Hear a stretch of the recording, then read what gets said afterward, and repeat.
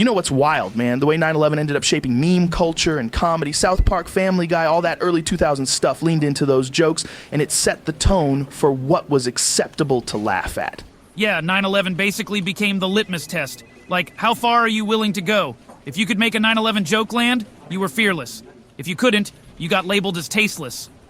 But here's the kicker, Joe. Nobody even knows where the line actually is. Exactly. It's this moving target. For some people, the line's like, never ever joke about it. For others, if the joke's sharp enough or saying something bigger, then it's fine. South Park thrived on that gray area.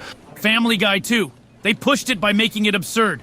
Peter Griffin talking about being late to work because of 9/11 or some bizarre gag. It's insane, but people laughed because it wasn't maliciously disrespectful, just emphasis on shock value. But then you look at memes, like in the late 2000s and early 2010s, the internet basically turned 9/11 into one of those taboo punchlines. You'd see edgy kids making jokes that weren't clever, just shocking. That's when it starts to feel wrong.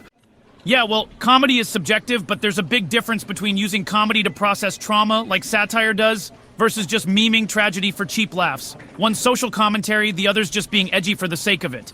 And that's the weird gray part. Like, who decides which one's which? Is it only okay if you're Trey Parker and Matt Stone, or if the audience laughs, does that make it socially acceptable by default? That's the paradox. Comedy's supposed to punch lines, not people. But sometimes the line is people. And 9/11 is one of those things that hurt so many people that it never really escapes that shadow. Yeah, it's like, over 20 years later, people are still debating if it's too soon, which is kind of hilarious in itself because it's been 2 decades. If not now, then when? That's what makes it fascinating, though. 9/11 carved out this permanent gray zone in comedy. It's always going to sit there as the ultimate too far topic. And every generation tests it, either through shows, memes, or stand-up. And maybe that's the point, right? That it's not about finding a hard line, but realizing the line moves depending on who's listening.